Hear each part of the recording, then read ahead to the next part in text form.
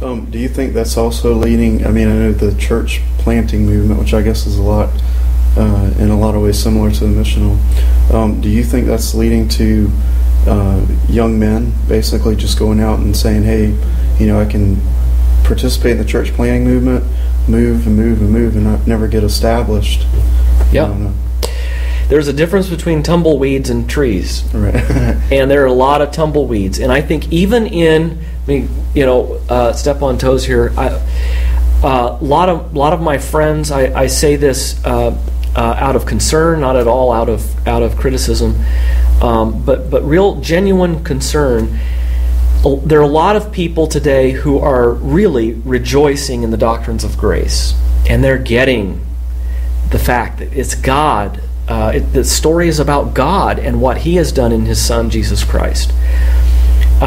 They are discovering election and God's sovereign grace. And it's wonderful and encouraging. But until we deal with also the doctrine of the church,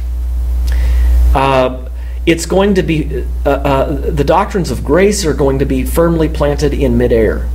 And I think that is a danger that we see today, where a movement instead of a church is discipling people. You have to be in a church where the word is rightly preached, the sacraments are rightly administered, and there is church discipline. There are elders and deacons.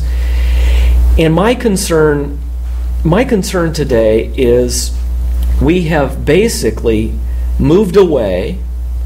Ever since the Second Great Awakening and the triumph of revivalism, we have assumed that the church's discernment of gifts and nurturing those gifts by sending them to seminary, where they learn the Bible in the original languages, they learn how to properly exegete the Scriptures, they learn the theology of the Old and New Testaments, they learn church history, they learn historical theology, they learn systematic theology so they can put the pieces together. That, and then practical theology, where they learn how to make the connection to pastoral ministry, that they don't need that kind of formal training. And there are a lot of new Calvinists today who are basically followers of Charles Finney when it comes to the actual practice of ministry. Good point. You can't staple Reformed theology to a basically Finneyite, revivalistic ecclesiology. It's fire and water. And people really aren't going to be nurtured, at least by the people who preach to them week in and week out, in that kind of environment. So I would say, the New Testament has a lot more to say about how our churches should be regulated, how they should be ordered. It says a lot more about even church government. Certainly says a lot more about the sacraments and what they are and who they're for than a lot of evangelicals imagine.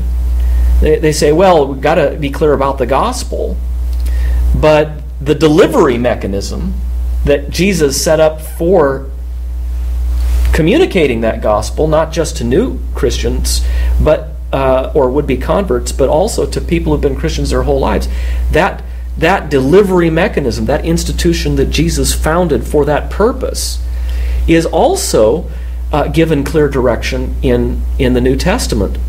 We can't avoid or ignore those passages. We may debate them, as we have had debates over those passages for thousands of years, but we can't ignore them. And I'm concerned that today we're ignoring them. We're saying, "Oh, that's not essential." Right. Well, as long as we get justification right and election right and so forth, we're fine. But no, Christ said, "Go into all the world, preach the gospel first." Yes, that is the most important. Baptize.